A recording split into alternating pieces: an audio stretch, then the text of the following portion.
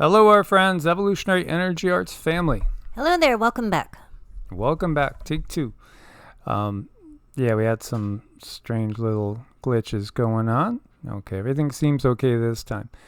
So, many of us are familiar with 1, 2, maybe even 3 or 4 different mythologies around the world, and again, to what depth as well. We see that there are similarities, and some will say everything is astrotheology. It's just basically anthropomorphizing nature. In other words, giving a personification to forces of nature. But so many of these myths seem to be more than just that. They could be that, but they could be a lot more at the same time. Again, we're always kind of being put in this, well, are you a creationist or are you an evolutionist? Well, maybe there's both. And maybe with the myths, there's both going on as well, as far as, are they ancient aliens? Are they extraterrestrials? Or are they simply forces of nature? Are these stories that are just trying to communicate universal truths? Again, maybe it's all of the above. It could be, and then there's so many things that they do put in front of us to kind of get us to go down a certain path, and in some cases those paths get people kind of edgy and upset at each other if they don't believe their interpretation over another interpretation. So there's lots to explore, lots to understand, lots to acknowledge, and then some. Yeah, and I'm looking down in the corner, and it's showing that it's 80 degrees and sunny at the moment, and very high UV. Our DNA is cooking, guys. It's cooking. So when we look at these pictures, what do you see? Well, what I see what looks to be a lot of different sized people, radically different sized people. Obviously, this is coming from Egypt.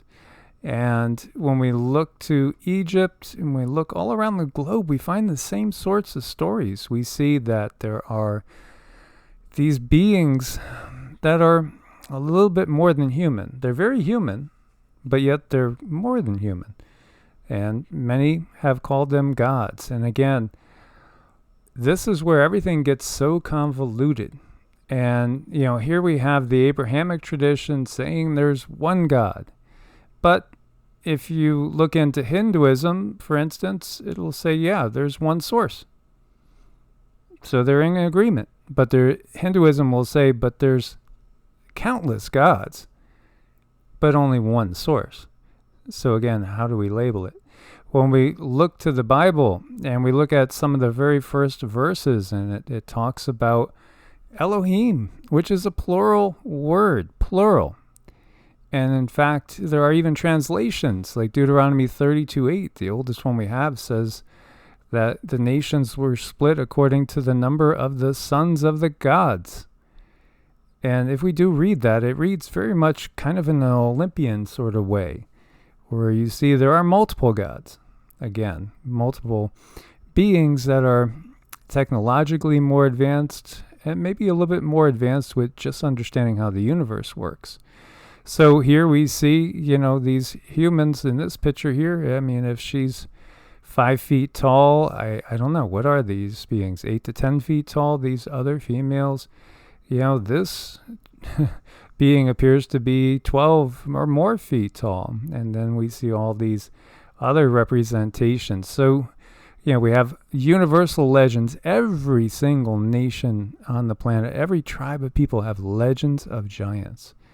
Legends of giants. And in all sorts of ways, too. I mean, there's a lot of scary legends of giants that show disregard or perhaps a little lack of caring for humanity, or even just a plain old annoyance with humanity.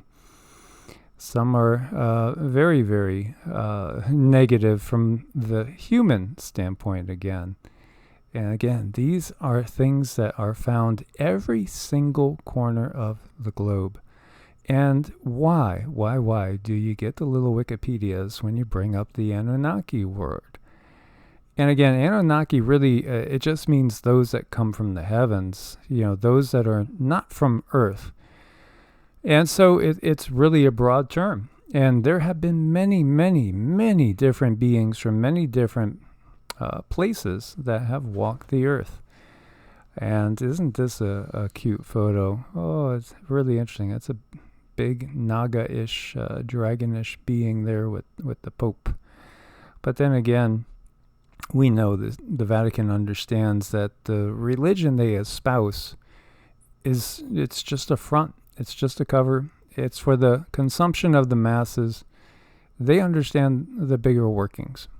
They do, and I just have a feeling that this picture really isn't that far from the truth in some ways. No, absolutely. And before we go any farther, just want to invite everybody, make sure you're subscribed to both channels, Evolutionary Energy Arts and EEARTS. Both have unique videos. And make sure you have the little bell clicked. Hopefully you get a notification or two. And we will have a video up pretty much every single day of the year. Maybe about 3 or 4 days out of the year where there won't be a video on either, but typically there's at least one video going up on a channel, and we try to get one on each day. So 15 facts about the Sumerian kings list when gods ruled the earth. Now this whole concept of gods ruling the earth, again, it's not just coming from Sumeria. You'll have people that want to dismiss all the Anunnaki legends, all these thoughts of these extraterrestrials. And so they'll just say, Zechariah Sitchin is a crackpot, or he's a Mason, he's an Illuminati, what have you.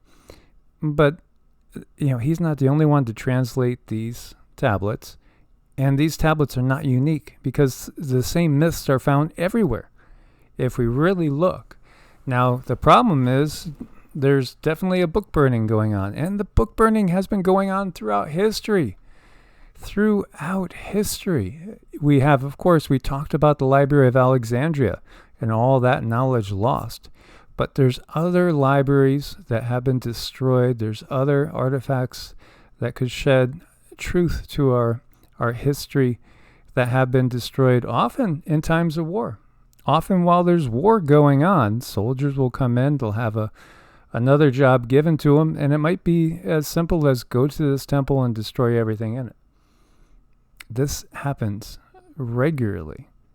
It happened in India when the British were colonizing India, and they went into some areas that had holy, quote-unquote, scripts, holy books, holy stories there.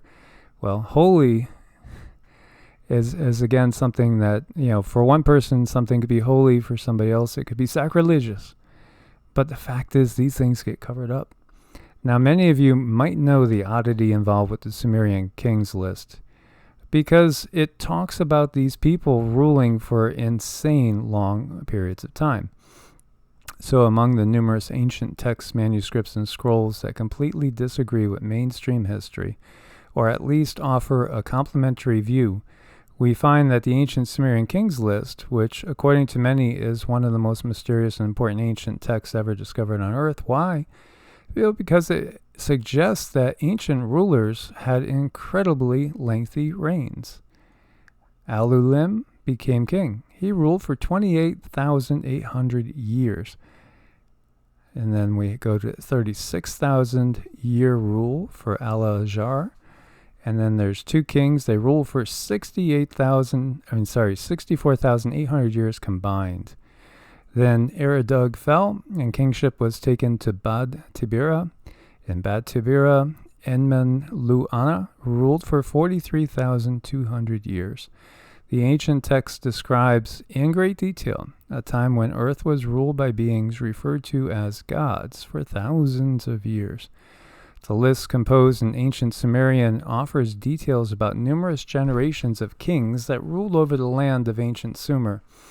The list not only offers us their names, but details to their supposed length and location of kingship.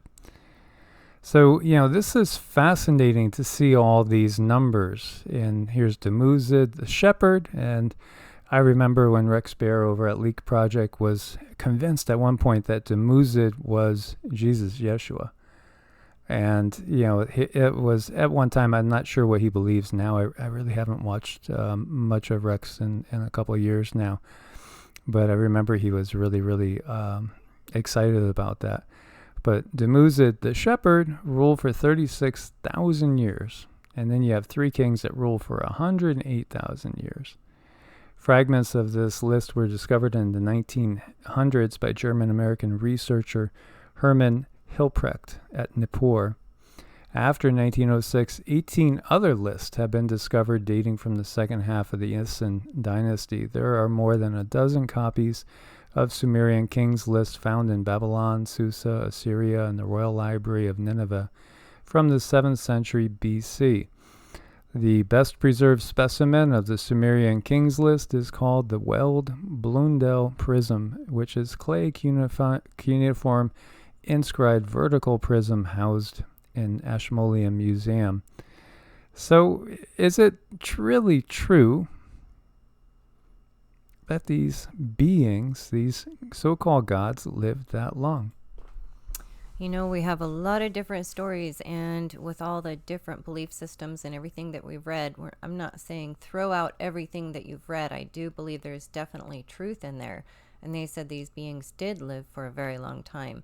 But I'm also saying recognize that they leave to us what they need for us to know to kind of control our psyche. Absolutely. And again, I go back to the fact that 2/3 of the world is thinking through and looking at everything through an Abrahamic lens. So even if you awaken to the fact that, geez, maybe, the mainstream line of thought associated with Christianity, Islam, and Judaism, of which, of course, there's so many different varieties. But if you go to that common denominator, that main picturing in your mind that we've all had the indoctrination of, it makes you look at things from that perspective. You're always thinking of things in an Abrahamic, terms. You think about the flood, you think about Noah. But these flood stories are universal, and the sources that we have from other sources, non-Abrahamic, are in many cases much, much older. Much older.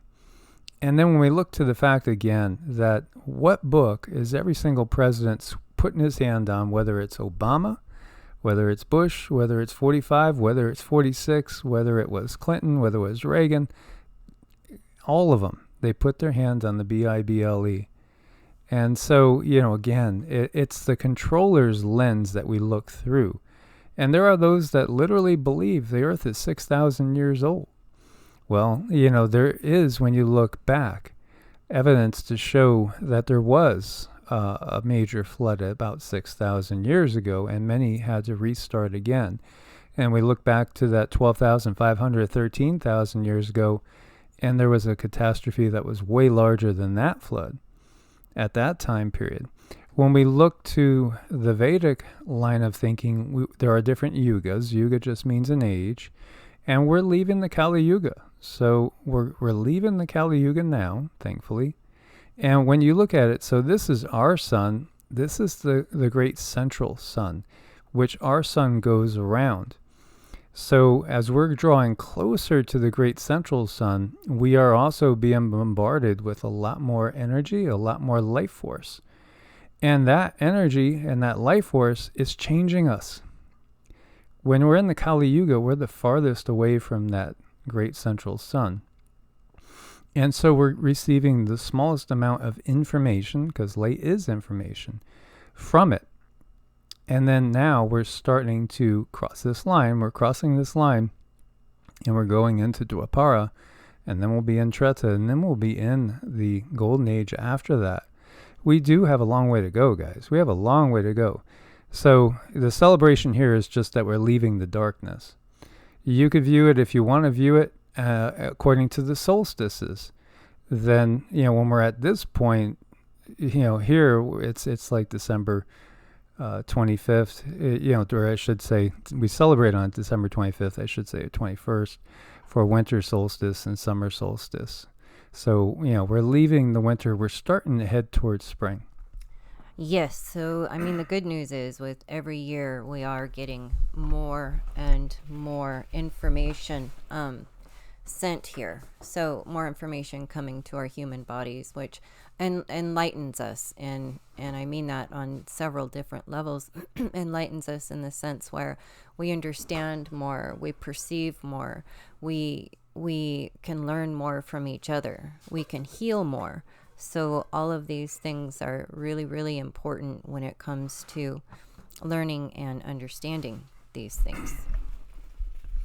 Absolutely. Another way to look at it too is just simply when we're way out here, there's not as much life out this way. And in fact, as we've shared with Peter Dunov, who was the Bulgarian mystic prophet, he actually said this was a dead zone where there was horrible, horrible catastrophes that have occurred, tragedies, and perhaps even entire planets that had been destroyed in great battles. So it's a very, very dark zone in more ways than one, kind of like going through, the valley of the shadow of death, so to speak. And when you're down here, there's a lot more life, there's a lot more civilizations as well. So we're coming closer to places where there's just a lot more beings. And it's fascinating that as we go through this area, according to the Vedic line of thinking, humanity in the Kali Yuga doesn't live long at all. Now, when we're in the Dwapara, we live, maybe 10 times as long. We might live to be 800,000 years old. Now, isn't that something that is echoed in the Bible when you talk about Methuselah lived 969 years and other of these, Abrahamic forefathers, so to speak, lived these extraordinary lives that were very, very long? Well, we see that in other cultures too. Then when you get to the Treta, it's even longer. It's like 10,000 years. And we get to the Golden Age, and humans are like the gods. We live like 100,000 years. And perhaps it's just because we're exposed to a lot more intense life force. Again, the science that we learn, and we should know this because of the plague upon the land, is not accurate.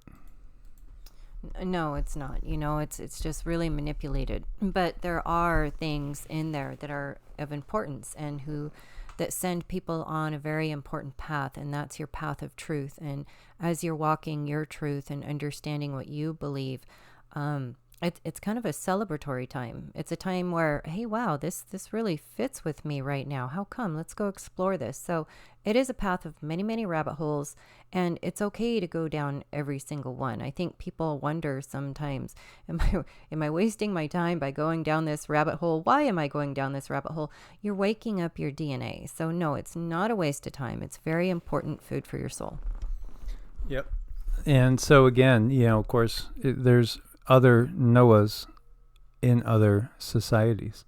And there is a Hindu Noah as well, Vaivasvata Manu. And as with Noah, all living beings on earth are said to descend from creatures he rescued from a great flood. Isn't it fascinating? We keep seeing these things.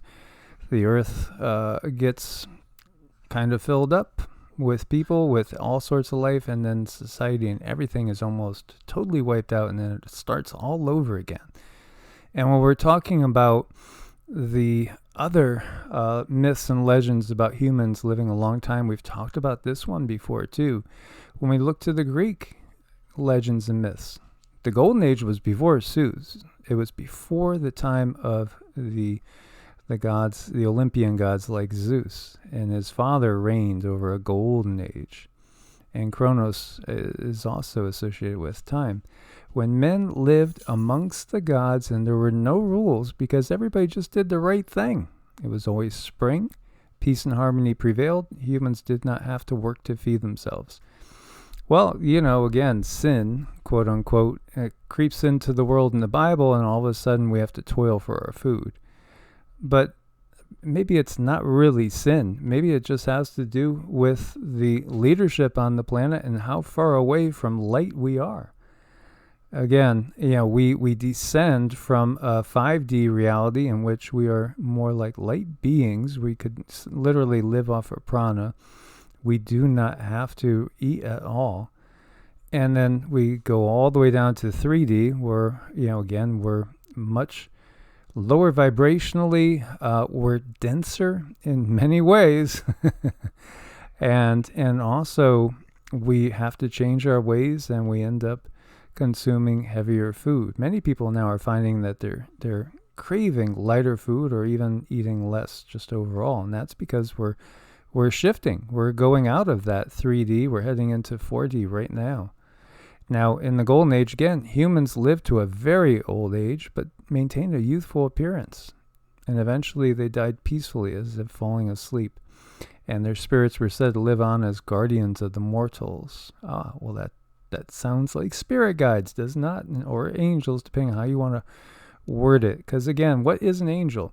Well, the Greek translation means messenger. But from our perspective, what we've seen, those that are truly angels, they're just in service to others to the highest degree. They're in service to maintaining everything, maintaining homeostasis in the universe. Yes, they are, and they're a really important part of our life, and they're an important part to be connected to, and to desire to connect with them and receive their guidance if you so choose. But again, it's a choice. Do you want to step out there? Whenever you're ready, then you will step out, and you will explore, and you will find new understanding, and it'll be great. So, Silver Age, Zeus overthrew his father Kronos, ruled over the Silver Age and subsequent ages. Zeus created the silver race of man to be inferior in appearance and wisdom to the last. So, purposefully dumbing down humanity. And again, that's the vehicle, not the eternal soul, because the eternal soul is just that. It's eternal. It's just that the soul is in a vehicle that does not have all the abilities. We got downgraded from a Ferrari to maybe a Camaro, something like that. And then we get downgraded again. And before you know it, we're all driving Yugos. Yes, that's exactly kind of what the story says. And here, man has to grow his food and seek shelter. But they still lived pretty long. But then Zeus destroyed this race for refusing to worship the gods. Nonetheless, after death, the silver race became the blessed spirits of the underworld. And so we could see equivalent when we start to look at the biblical story in many ways. And again, we have that vengeful, nasty God in the Old Testament. And people will try to justify all the atrocities that are done, but it's just, you can't justify those atrocities because, again, the condoning of slavery, and so many other justification for murder. You're told, thou shalt not kill, but then you're also told, kill every man, woman, and child in Jericho and many other places, as they were doing their conquering of the Canaanites. So, contradictions abound. But then when we see this, and again, these myths are as ancient, and in many cases more ancient than what we have in the biblical story. Again, if you look at the complete Old Testament we have, that's like 900 AD. AD. We have bits and pieces of some of the Talmud, for instance, that might be 200 to 300 BC, but not complete in its entirety. And again, it's something that's always been ongoing, revised. And we look to the oldest Gospel of John, and there's hundreds, if not thousands, of edits. So again, it's maintaining that narrative for the masses and hiding from them the truth. The Bronze Age, Zeus created the first recognizably human. The bronze race from the hardwood of ash trees. It says, war and violence was the purpose and passion of the bronze race.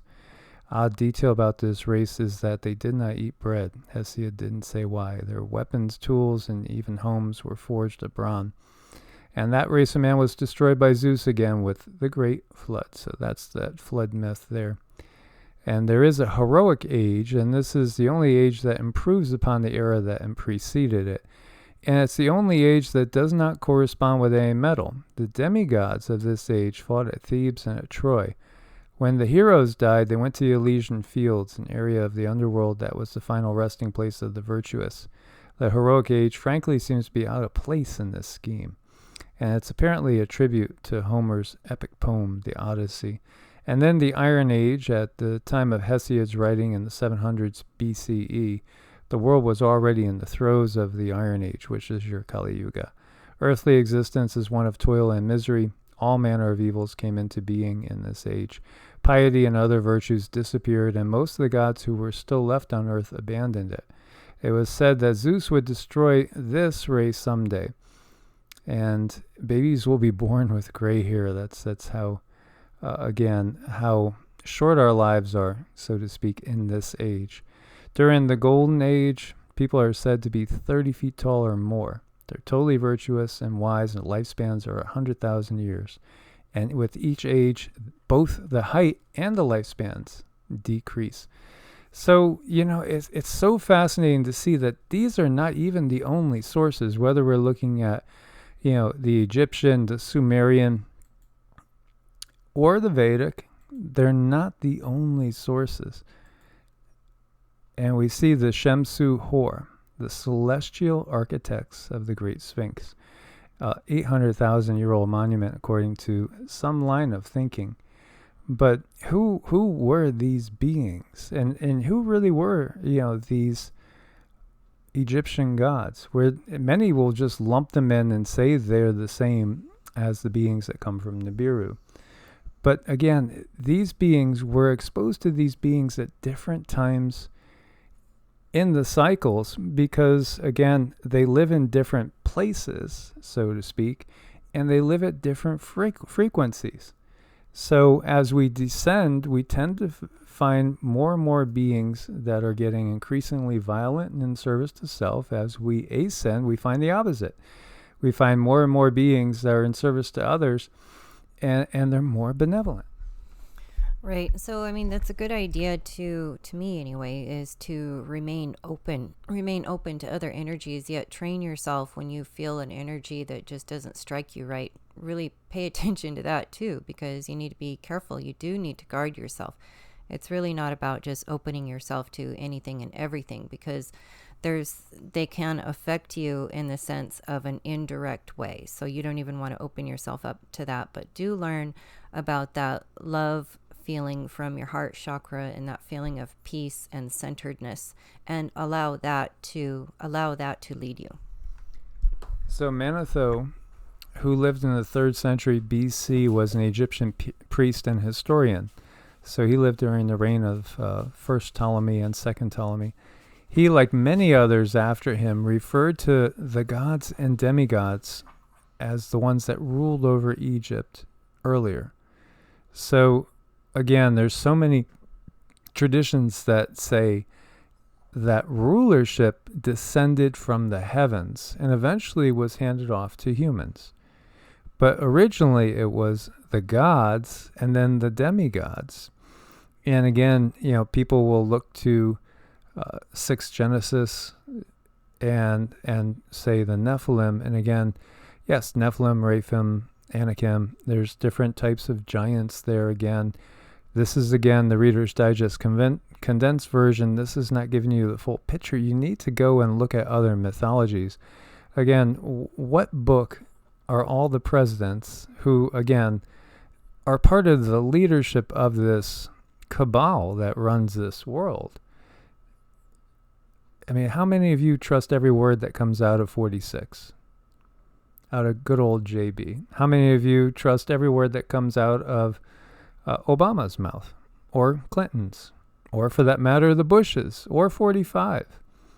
Yet, where are they putting their trust and their faith? They're laying their hands right on that Bible. And again, that's taking the truth and that's distorting it enough so that humanity can't really see the truth. It's the #1 published book of all time. Do you think if that was the hidden truth, the thing they don't want you seeing, that it would be the #1 published book of all time? Can we see the censorship on YT? Can we see the censorship on Twitter, on Facebook, everywhere? There's no censorship for the Bible. Any thoughts of that are just really an illusion. No, it's everywhere. Do you open up the drawer at a Motel 6 at night and find, and find yourself the, something esoteric and deep, like the Emerald Tablets of Thoth? No, you got the Bible right there. It's in order to cloud our thinking, again, to get us to see something from a certain angle. When we look at this again, this is the same thing being stated here. Mamathoe established 4 dynasties before Menes. 2 were gods,